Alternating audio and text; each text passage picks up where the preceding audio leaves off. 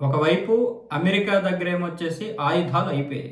క్షిపణులు కావచ్చు, లేకపోతే డ్రోన్లు కావచ్చు అయిపోయాయి. ఇటువైపు ఏమొచ్చేసి ఇరాన్ దగ్గర కూడా పరిస్థితి అంతే.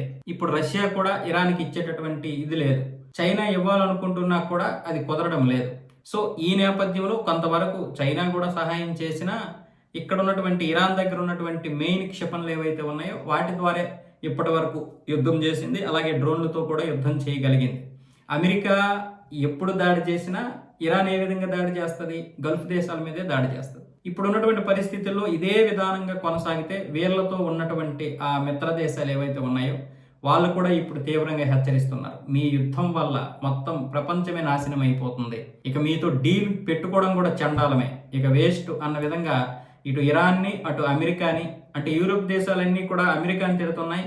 ఇక్కడ మిగతా ఆసియా దేశాలు మిగతా దేశాలు ఏమొచ్చేసి ఇటు ఇరాన్ కూడా తిడుతూ ఉన్నాయి. ఈ యుద్ధం ఒక మూర్ఖత్వంతో జరిగినటువంటి యుద్ధం అన్న విధంగా అందరూ కూడా చాలా చండాలంగా మాట్లాడుతున్నటువంటి తరుణం. మరొక వైపు ఈ ఆయుధాలు కూడా అయిపోతున్నటువంటి పరిస్థితి.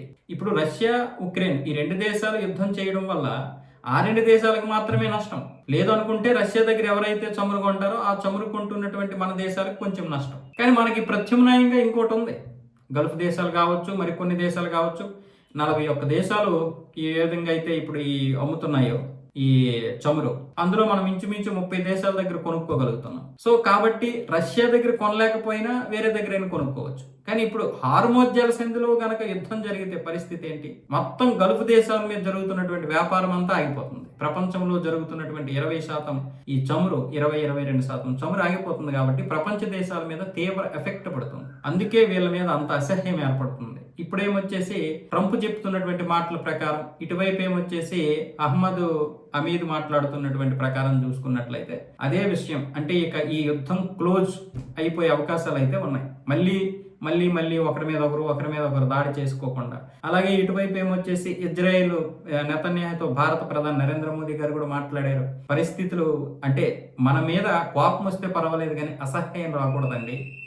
యుద్ధం పరిస్థితి అలా వచ్చింది ప్రపంచ దేశాలకి అన్న విధంగా.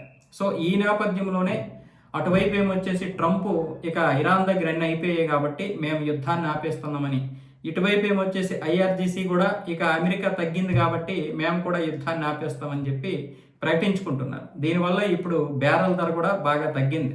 మళ్ళీ వీళ్ళు దెబ్బలాడుకోరా అంటే వీళ్ళ మాటలు బట్టి అయితే యుద్ధం క్లోజ్ అయ్యేటటువంటి పరిస్థితి అయితే ఉంది. ఎందుకంటే మిత్ర దేశాలు కోపంగా ఉన్నాయి, వీళ్ళ ఆయుధాగారాలు అయిపోతున్నాయి. దీనివల్ల ప్రజలు కూడా నరకం చూస్తున్నారు, అటు అమెరికా ప్రజలు ఇటు ఇరాన్ ప్రజలు కూడా. సో ఈ నేపథ్యంలోనే యుద్ధాన్ని ముగించేయడానికి అవకాశాలు కనిపిస్తున్నాయని అంతర్జాతీయ న్యూస్లో వస్తున్నటువంటిది.